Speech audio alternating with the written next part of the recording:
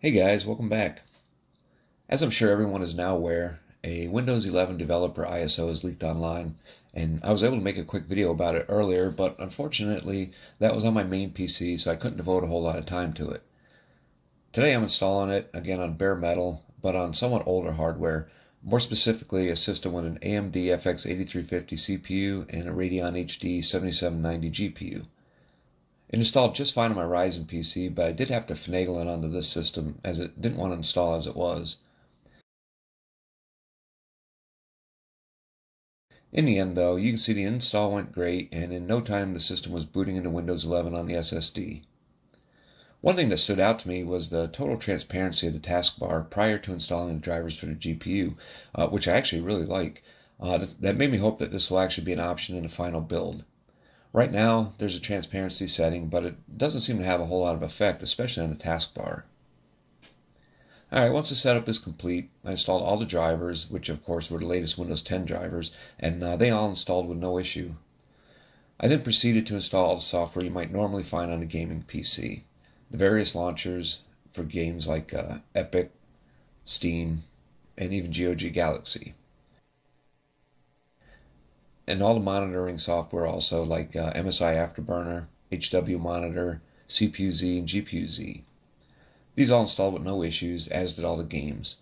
Running 3D Mark Firestrike, the results were the same as they were with Windows 10, and that's to be expected since this seems to be just Windows 10 with some visual differences for the most part.